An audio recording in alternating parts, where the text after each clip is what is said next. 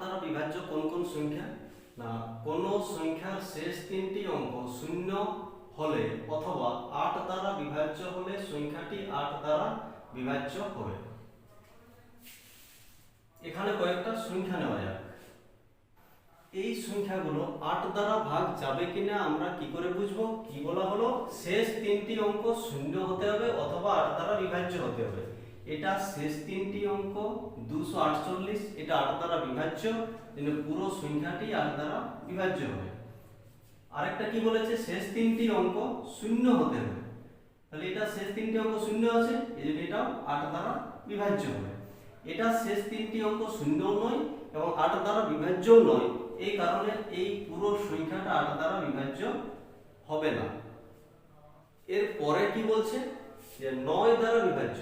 কোন সংখ্যার অঙ্কগুলির যোগফল 9 দ্বারা বিভাজ্য হলে সংখ্যাটি 9 দ্বারা বিভাজ্য হবে। এই সংখ্যাটা 9 দ্বারা বিভাজ্য হবে কিনা সেটা দেখব। কি বললো? যে অঙ্কগুলির সমষ্টি 9 দ্বারা বিভাজ্য হলে সংখ্যাটি 9 দ্বারা বিভাজ্য হবে।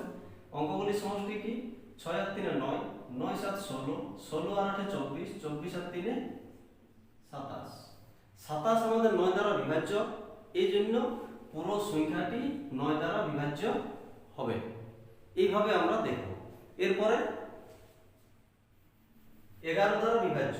কোন সংখ্যার জোড় ও বিজোড় স্থানের অঙ্কগুলির যোগফলের বিয়োগফল শূন্য হতে হবে অথবা 11 দ্বারা বিভাজ্য হলে সংখ্যাটি 11 দ্বারা বিভাজ্য হবে। কয়েকটা উদাহরণ নেওয়া যাক। এই সংখ্যাটা নিলাম, এটার কি বলছে? জোড় স্থান এবং বিজোড় স্থানের অঙ্ক। জোড় স্থান কোনটা? এদিক থেকে যদি আমরা 1 2 3 4 5 ধরা, তাহলে এইটা হলো 2 নম্বর স্থান আর এইটা হলো 4 নম্বর স্থান, মানে এই দুটো জোড় স্থানে আছে, এদের যোগফল। বিজোড় স্থানে কত আছে? এটা 1 নম্বর, এটা 3 নম্বর, এটা 5 নম্বর স্থানে আছে, মানে 1 + 6 + 1। এদের বিয়োগফল করতে হবে, এটা হচ্ছে 8, এটা হচ্ছে 8, তাহলে হয়ে যাচ্ছে 0। কি বলেছে এখানে? যে বিয়োগফল 0 হতে হবে অথবা 11 দ্বারা বিভাজ্য হতে হবে। তাহলে এটা 0 হচ্ছে, তাহলে এই সংখ্যাটি 11 দ্বারা বিভাজ্য হবে। আরেকটা উদাহরণ নেওয়া যাক। এই সংখ্যাটার জোড় স্থান ও বিজোড় স্থানে কি কি আছে? এদিক থেকে আমরা 1 2 3 4 5 6, এর জোড় স্থানে আছে এইটা, এইটা আর এইটা, এদের যোগফল করি 9 + 7 + 4।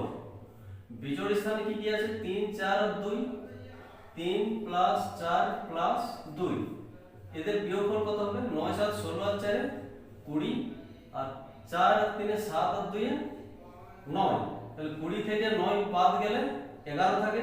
এই 11 আমাদের কি বলেছে? অথবা 11 দ্বারা বিভাজ্য হলে সংখ্যাটি 11 দ্বারা বিভাজ্য হবে। এটা 11 দ্বারা বিভাজ্য হবে, তাহলে পুরো সংখ্যাটি আমাদের 11 দ্বারা বিভাজ্য হবে। আরেকটা উদাহরণ নেওয়া যাক।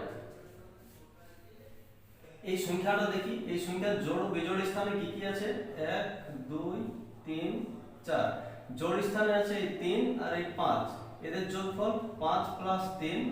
বিজোড় স্থানের সংখ্যাগুলো 4 আর 2, 4 + 2, এদের বিয়োগফল কত হবে? 5 আর 3 8 - 4 আর 2 6, এইটা হয়ে যাচ্ছে আমাদের 2।